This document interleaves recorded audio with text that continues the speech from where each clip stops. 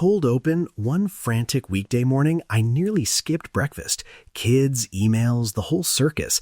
And then a kettle went on, and I tossed in a strip of orange peel. Within seconds, the house felt centered. It snapped me out of that frazzled loop. Today, we're teaching 3 kitchen aroma rituals that do that work: morning focus, a savory appetite primer, and a gentle pillow spritz for evening. Stick around. We'll give you printable tracking cards and safety-first dilution guidance so you can test these at home. Intro. Welcome back to Earthy Remedy. Samnang and Fiona here. Today we have 2 wonderful guests. Dr. Maya Rivera, an olfactory neuroscientist who studies how smells affect memory and mood, and culinary herbalist Lena Moreau, who brings centuries of kitchen wisdom to how we use herbs and spices. We'll keep this safety first. No concentrated essential oil shortcuts, and we'll describe every step slowly for you to follow along. Before we dive, quick promise. By the end of the episode, you'll have 3 simple rituals you can make with pantry ingredients, plus a 2-week microtrial to test what helps you. And listen, download the tracking cards in our show notes. They make this so easy to try. Great.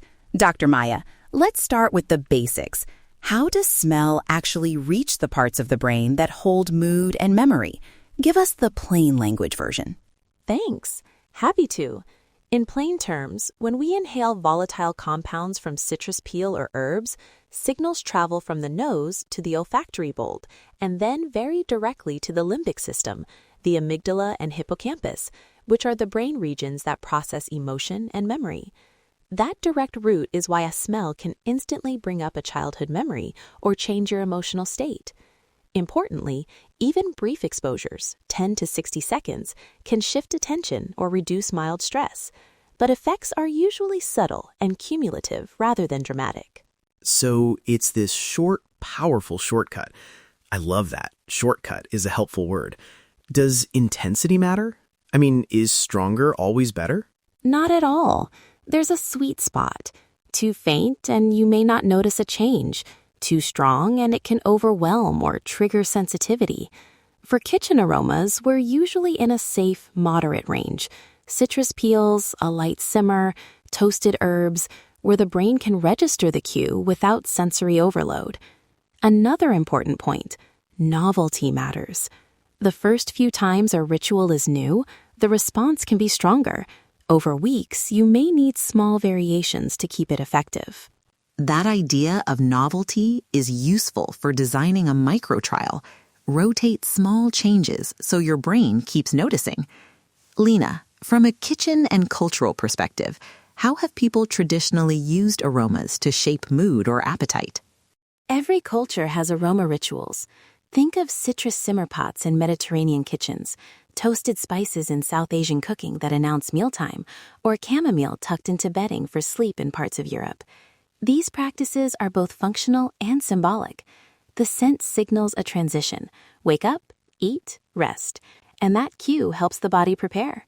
In the kitchen, we learn to use temperature and gentle toasting to release volatile oils safely, and to pair strong aromas with gentle rituals so they feel inviting rather than medicinal. That makes so much sense. Aroma as a signal, a gentle nudge. Quick bridge before our demos. If you're cooking along, gather a small pot, a strainer, a jar, measuring spoons, and a clean spray bottle for the pillow spritz. Single-serve framing. Make 1 cup or 1 small batch at a time. Safety and limits. We need to be very explicit here. People with asthma, severe fragrance sensitivity, or chemical sensitivities should be cautious or avoid inhalational exposure. Dr. Maya, can you explain the main red flags? Absolutely. For people with asthma, small airborne particles or very strong scents can trigger bronchospasm. Also, fragrance sensitivity and allergic rhinitis can cause headaches, nausea, or worsened congestion. Pregnant and breastfeeding people should avoid high-dose or undiluted essential oils near the face, and always check with their clinician before routine use. We also want to avoid marketing these rituals as treatments for depression or anxiety. These are supportive, low-cost tools, not replacements for clinical care. And a practical note: don't use undiluted essential oils in simmer pots or near your face. Concentrated oils can vaporize strongly and are unnecessary. Fresh peels, whole spices, and dried herbs give you plenty of aroma without the risks. For sprays, use a cooled, strong tea infusion and dilute it. Never put straight essential oil in a near-face spray. Good. We'll repeat those warnings during each demo. Okay, demo time. Let's walk listeners through Demo A, the morning citrus simmer pot. Ingredient list. I'll read slowly. 1 cup of water, the peel of 1 orange or 1 lemon, roughly torn into strips, no pith-hemi thick chunks, 1 small cinnamon stick, a thin slice of fresh ginger, about the size of your thumbnail. Optional, a few sprigs of rosemary for a crisp note. If you're following, pause now and gather those. Equipment: a small pot, a spoon, and a heat-safe mug. Step 1. Pour 1 cup of water into your pot and set heat to medium. Step 2. While it heats, gently tear your citrus peel. You'll notice the bright oils on your fingers. Step 3.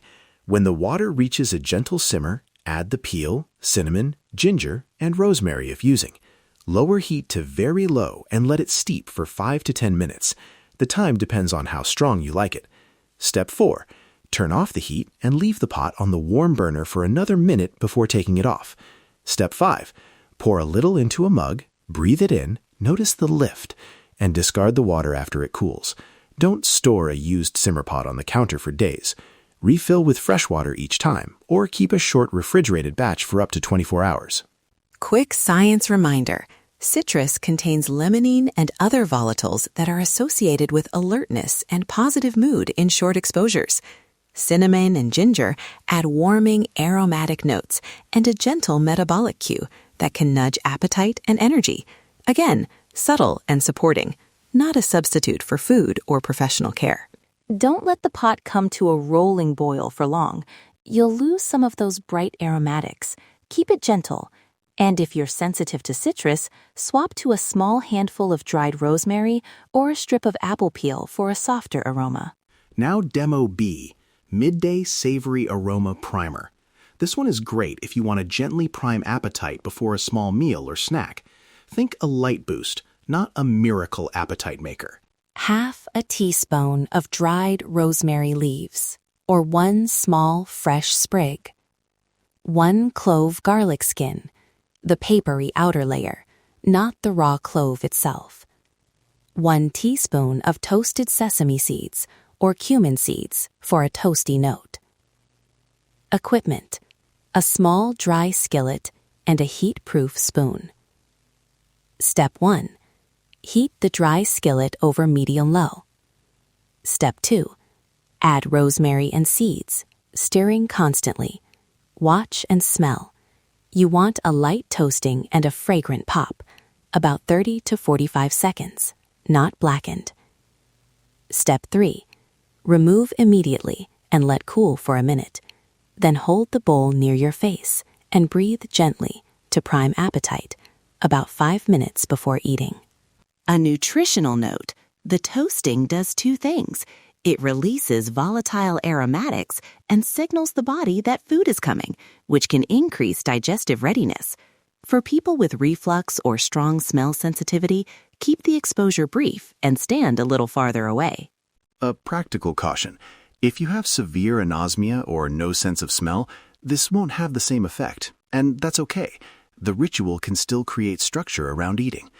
If you have asthma, please skip inhalational exposure or check with your clinician first. Demo C, Chamomile Lemon Balm Pillow Spritz. This is a near-face spray, so I'll be very specific.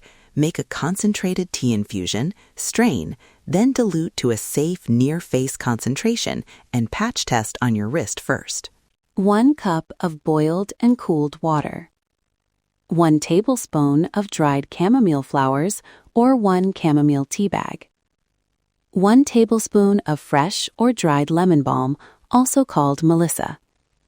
Optional: half a teaspoon of glycerin as a humectant if you plan to keep the spray a few days. Equipment: small pot, fine strainer, clean glass jar, and a clean spray bottle. Step 1. Bring 1 cup of water to a boil, remove from heat, add chamomile and lemon balm, and steep covered for 10 minutes. Step 2. Strain into a sterilized jar and let it cool completely. Step 3. For near-face use, dilute 1 part infusion to 3 parts cooled filtered water, so 1/4 strength. Transfer to a spray bottle. Step 4.